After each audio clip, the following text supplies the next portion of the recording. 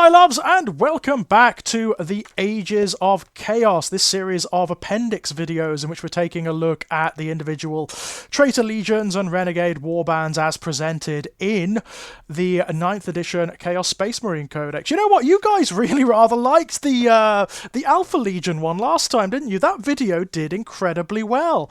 Much more so than all of the others that I've done thus far. I always thought the Alpha Legion one of the less well represented, the less liked, certainly, traitor legions out there, but apparently not. People like that one. I know that last time I said we were probably going to do the Red Corsairs this time. Unfortunately, I just recorded the Red Corsairs and the audio just came out mangled, distorted, and destroyed. It is utterly unsalvageable. So I will do, and I haven't got the heart to go over it again, so I will do the Red Corsairs a little later on. Until then, let's take a look at one of the more interesting traitor legions, shall we? Let's take a look at the Night Lords. The Night Lords, oh my god. Does anyone remember, these guys, the Night Lords were originally introduced way back in the Realms of Chaos days, believe it or not. They were mentioned in the Realms of Chaos books, but like a lot of the what would become known as the Undivided Legions, the sort of tertiary traitor legions, outside of the cult legions like the Thousand Sons, the World Eaters, the Emperor's Children, and the Death Guard, the Night Lords weren't given really anything. They were a mention only, and they had a banner in one of the artwork sections of the books, and that was it. I do believe they were loosely categorized as followers of Khorne back then, which they most certainly are not now. Certainly not completely anyway. The Night Lords were really given their big swell in the 2nd edition Codex. Here's something funny. Does anyone remember that when the 2nd edition Codex was released and when all of the new miniatures were released and you had photographs of the miniatures on the boxes of the miniatures as opposed to artwork like you sometimes get now, the Night Lords were the poster children. All of the miniatures, like the Terminator pack, the old metal Terminators, the plastic Chaos Space Marines, the Chaos Space Marine veteran packs, they were all Night Lords. They were the poster children, which is really strange to think, isn't it? You'd think the Black Legion would be the way to go, but apparently not. It was the Night Lords. And one of the things that the writers of the 2nd Ed Chaos Space Marine Codex really tried to do with the Undivided Legions is demonstrate all of the different paths and extremes that can lead to not necessarily the worship of chaos, but falling to chaos. And the Night Lords really exemplify that, because they are not strictly Chaos Space Marines in the same way that, say, the Black Legion are, or even the Iron Warriors. The Night Lords don't worship anything, by and large. They can fall onto the path that lead to their subsuming into the Chaos powers, sort of like the erosion of their individual wills, and agendas, and ultimately their volition, so they become puppets to the Chaos powers in the same way that anyone can. But that's not a conscious choice by and large when it comes to the Night Lords. They don't worship chaos at all. They regard those who do with cynicism, and that's what they are ultimately. They're one of the nastier forces at large in the universe of Warhammer 40,000, and that's saying something. That really is saying something.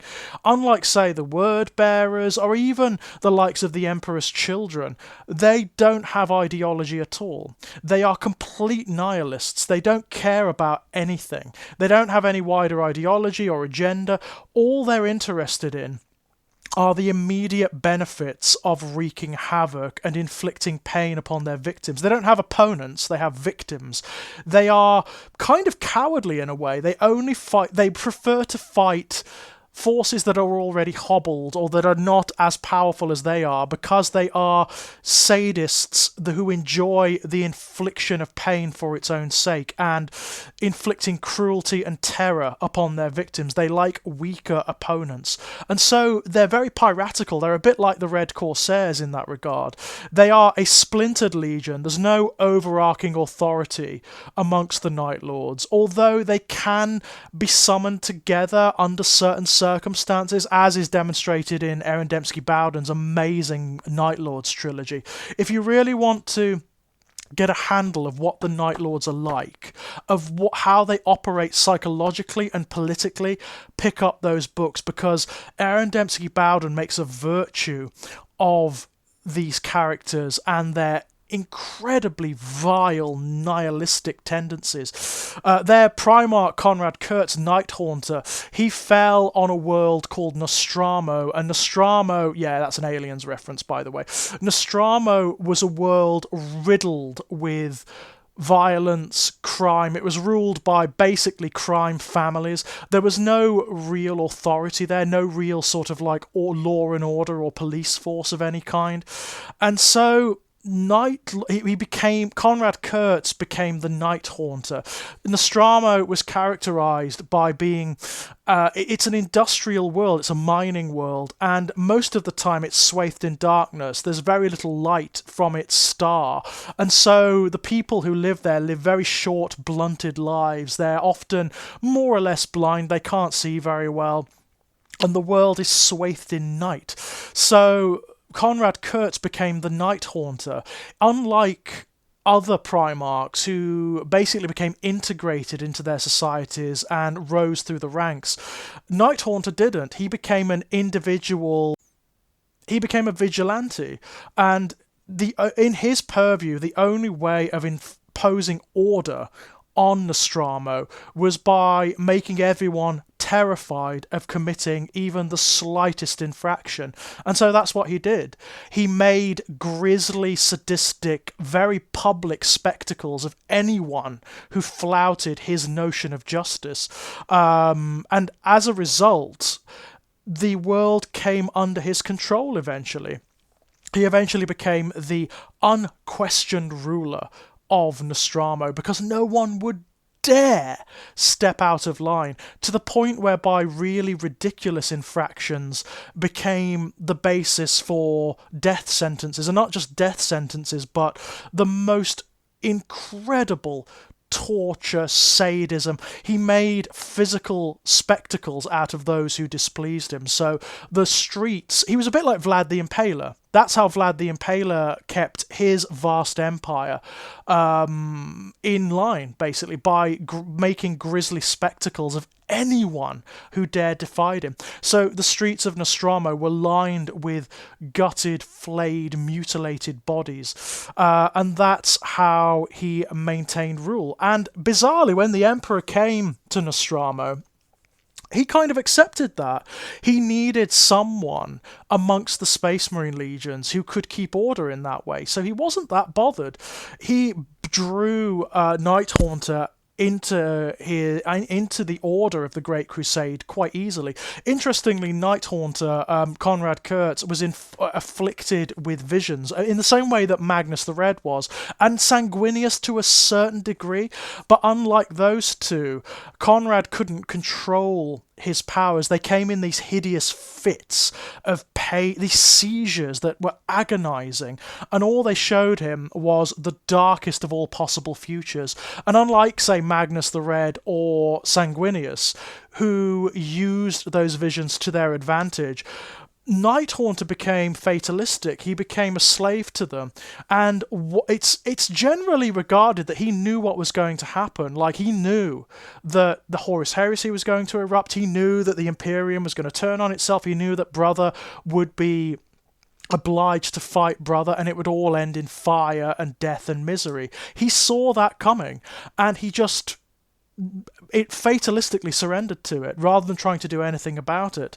Now, his legion, the Night Lords, they adopted his modus operandi and his ideology to the letter, and they became, like him, these monstrous sadists, to the point whereby it would only take the rumour of the Night Lords operating in a particular system to cow planets that were otherwise in rebellion or where there was some disorder. The rumour alone was enough, because they would inflict the most incredible atrocities on anyone who was flouting imperial rule, to the point whereby eventually it became apparent that really the justification of law and order and of maintaining some semblance of stability was ultimately revealed as being a sham. They didn't really care about that, not really. They were ultimately just monsters, they were just sadists, and that was revealed to Nighthaunter himself at a particular point, and he basically collapsed into insanity, as did the entire Legion. What also happened was his ideology was proved false. So Nostromo, after the Night Lords left to conduct their crusades across the galaxy, fell back into anarchy and crime and was taken over again by the old crime families. So it didn't work. And also, Space Marines were still being fed from Nostromo into the Night Lords. So slowly, over time, the Night Lords were being populated by criminals, by killers, by sadists, by reavers, by monsters effectively, who were then being given the genetic enhancements and the tools of Space Marines. So the Legion was slowly being poisoned from within. That doesn't really matter, to be honest. Nighthaunter's ideology would have poisoned them anyway, as is made evident to him. If you read not only the Night Lords trilogy by Aaron Dembski Bowden, but the Conrad Kurtz book as well, who I think was it Chris Wright or Nick Kime who wrote that one? I can't remember. But in that one, it becomes apparent that Nighthaunter, he does eventually become aware that everything he's ever believed and everything he's ever sold himself to is garbage. It's absolute nonsense, and he is ultimately just a sadist and a monster. He is the worst sinner of all, basically, that's what makes him collapse into utter, complete suicidal insanity at the end of his life. Assuming that he is dead, I mean, it's generally marketed that Nighthaunter was assassinated by M. Shen, who is an assassin, a Calidus assassin. That's an Apocalypse Now reference, by the way. M. Shen, Michael Sheen, yeah. Michael Sheen's character in Apocalypse Now is sent to assassinate Colonel Kurtz in Vietnam. Yeah, there's a lot of references. There's a lot of literary references in the Night Lords. There's also a Batman thing going on. I mean, ultimately, Nighthaunter, as he operated on Nostromo, is a bit like Batman. It's the Batman ideology carried to extremes, right? But at the end of the heresy, he was ostensibly murdered. There's never been any confirmation that actually happened, but it's likely that it did. It's likely that he was murdered, that he in fact allowed himself to be murdered or martyred under his own terms to try and prove some insane point, to try and he basically said there is a recording that's often quoted that was sort of recorded through the armor of M. Shen when she confronted Nighthaunter, and he talks about how everything she's about to do proves the validity of what he has done, and that death is nothing compared to vindication. Of course, by that point, he was a warp-altered monstrosity. Not a demon prince, not a demon primarch, but still warp-altered and gangrel and gargoyle-like and utterly monstrous. I mean, for God's sake, the palace that he'd made was made of fused and living flesh that was endlessly tormented. So by that point, he'd gone properly over the edge.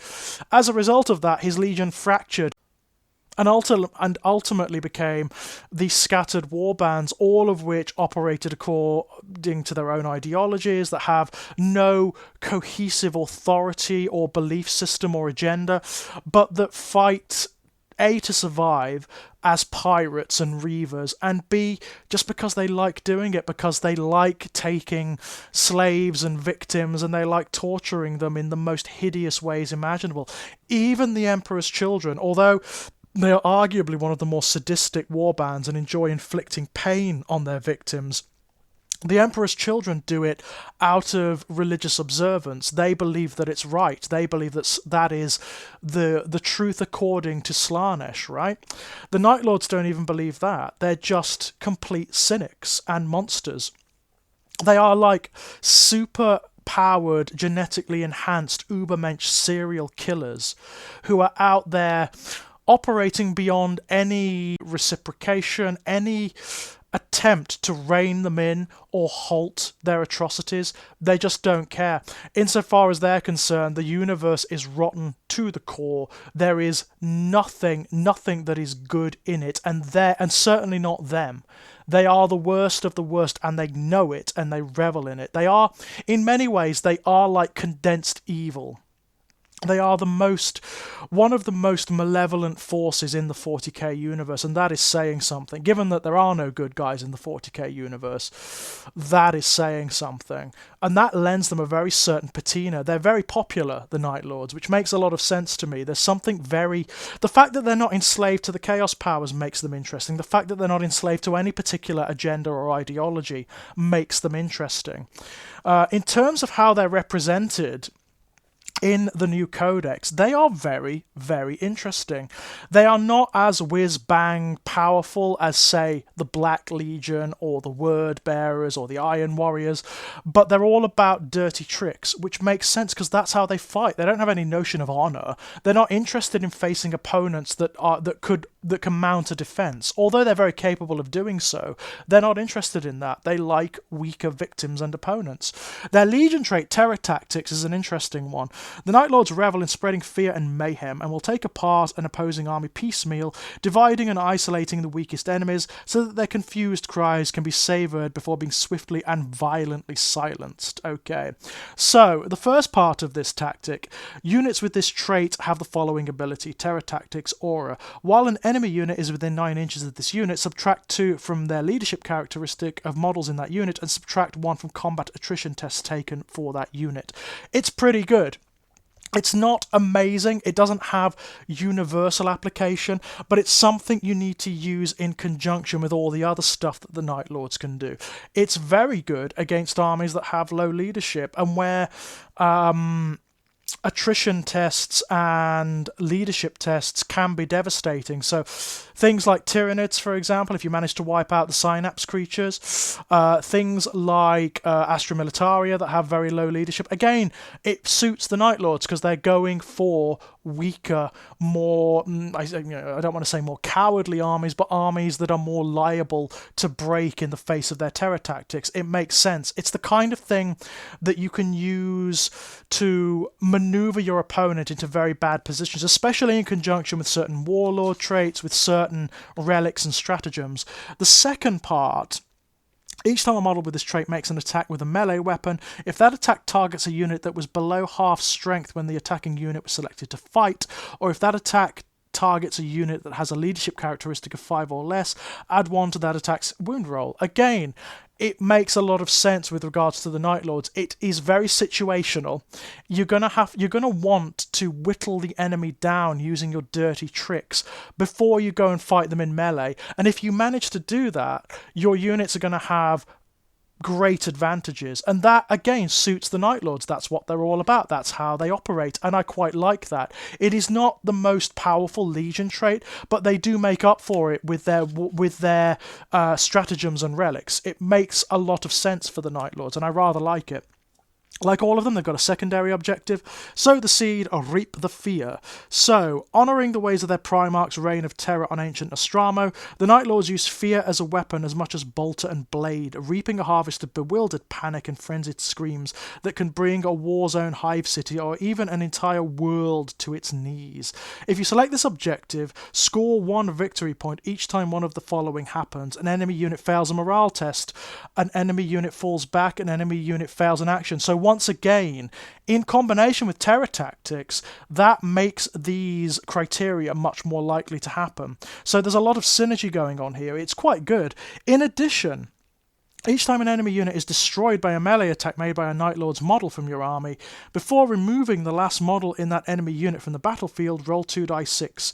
If the result equals or exceeds the leadership characteristic of that enemy model, score 1 victory point. Again, in conjunction with terror tactics, makes that much more likely.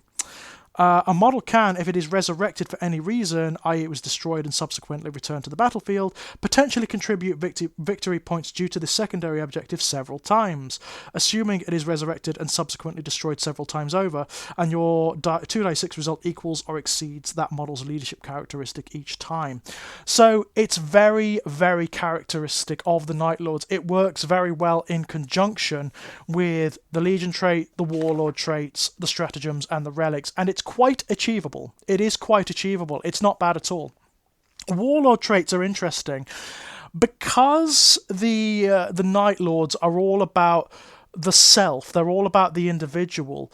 The Warlord traits are largely about the Warlord and no one else. They're not like, say, the Alpha Legion, which are largely all auras or about buffing your own units. They're about buffing the Warlord and no one else, because they're not inspiring figures, the Night Lords. Those who follow under the Night Lords' Warlords hate them. They absolutely hate them because they're bastards. They're evil, cynical monsters, completely selfish, and the only reason they rule is because they have the strength and authority to do so. So that makes sense. Number 1, Night Haunter's Curse. Some Night Lords' Warlords share the same curse of foresight that plagued their Primarch.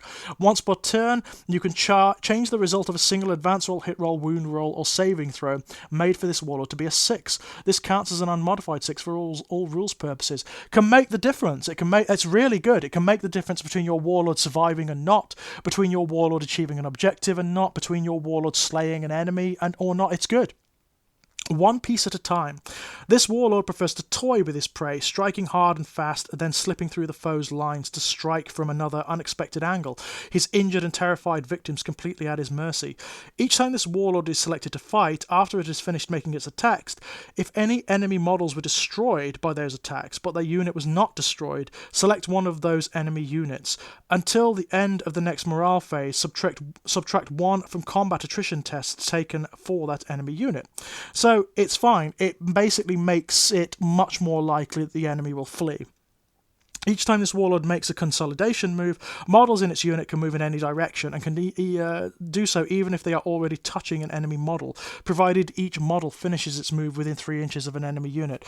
So it basically enhances your Warlord and makes it much more likely that they can just take apart an enemy unit without them fleeing or falling back or whatever. It's quite good.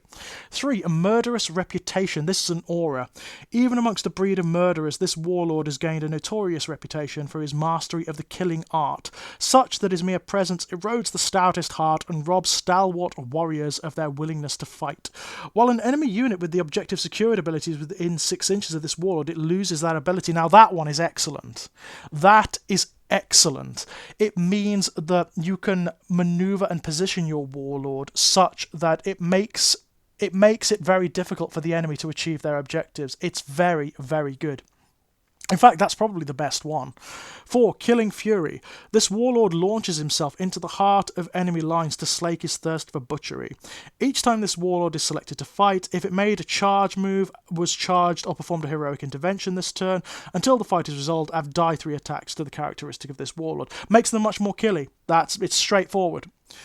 Each time this Warlord makes a melee attack, it is considered to be engaged in wanton slaughter for that attack, instead of any other wanton act it is engaged in. Very good. It means that your Warlord's going to get exploding 6s regardless. So that can turn him into a monster. It's very good on Demon Princes, that one. Very good on Demon Princes. 5, One with the Shadows. So skilled at blending into darkness is this Warlord that it is difficult to discern where his corporeal form ends and the shadows begin. Each time an attack is made against this Warlord, your opponent cannot re-roll the hit roll. Subtract 1 from that attack's hit roll. It makes him much more survivable. It's good. It's good on an individual basis. 6, I like this one, Dirty Fighter. To this Warlord, the very notion of fighting fair is alien. He will use any dishonourable trick and underhand tactic there is to gain an advantage. At the start of the fight phase, you can select one enemy unit within 3 inches of this Warlord.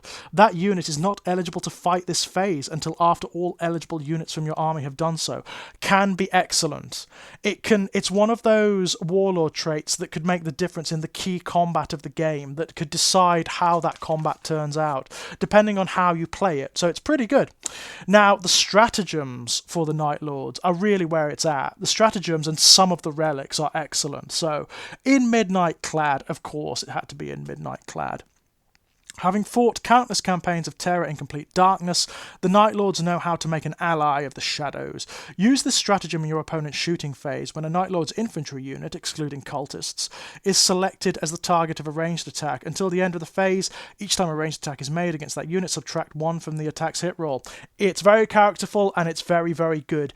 It makes your units a little bit more survivable in the early game and means that you can maneuver them with a bit more confidence. It's actually very, very good indeed, especially against the likes of Tau and Eldari and whatnot. Sound the Black Hunt. Isolated survivors and the meek of mind are favoured quarry of the 8th Legion. Use this stratagem in your shooting phase or the fight phase. When a Night Lord's Core, Night Lord's Demonkin, or Night Lord's character unit from your army is selected to shoot or fight. Until the end of the phase, each time a model in that unit makes an attack. If that attack targets a unit that was below its starting strength when the attacking unit was selected to shoot or fight, or it targets a unit that has a leadership characteristic of 6 or less, re-roll a hit roll of 1. Situational, but can be very, very good. Depending on where you are in the battle, this can make... Again, it's one of those situational stratagems, but that can make a difference. Second part, if that attack targets a unit that was below half strength when the attacking unit was selected to shoot or fight, or it targets a unit that has a leadership characteristic of 5 or less, you can re-roll the hit roll. Yeah, it's good. Again, it's the kind of stratagem that you want to play when you really need to take that unit down. That's when you want to play it. It's situational, but can be very, very good. Flay them alive. I like this one. Death does not always follow defeat. To the enemy's most influential champions, the Night Lords reveal their most sadistic talents. The victim's chilling screams broadcast to erode their allies' mettle. Use this stratagem in the fight phase. When the enemy Warlord is destroyed by a melee attack made by a Night Lord's Heretic Astartes model from your army. Until the end of the battle, each time a combat attrition test is taken for an enemy unit, subtract 1 from the combat attrition test. Now that is really good. It's an epic deed stratagem, and you've got to kill the enemy Warlord, so you've got to... There's a lot going on there to meet the criteria, but my god, if you do it, it afflicts the entire enemy army for the rest of the battle, and in conjunction with the Legion trait and everything else, it's really good. It's really damn good. Underhand scheming. The honourable fight is a laughable concept to the Night Lords, who employ darting strikes, feigned retreats, and all manner of dirty tactics to win the battle. Use this stratagem at the start of your charge phase. Select one Night Lords unit from your army. Until the end of the phase, that unit is eligible to declare a charge in a turn in which it fell back. It's pretty good. It's a feint. You can use it to sort of make your enemy believe you're doing one thing and then you're doing another. So it puts them on the hot foot. It's a dirty trick, and it's a good one. From the Night. The sons of Nostramo strike from the dark, outmaneuvering the foe in the murk of war before surging forward like blood-hungry spectres. Use this stratagem in the reinforcement step of your movement phase. Select one Night Lord's infantry or Night Lord's biker unit from your army that is either in strategic reserves or is a reinforcements unit that has not yet been set up on the battlefield. That unit can now be set up as if the battle round was one higher than it currently is, regardless of any mission rules. If that unit has the Demonkin keyword, the stratagem costs 2 command points. So it's expensive, but it's really good. I've not really ever seen a stratagem like this where you can treat the battle as being one round later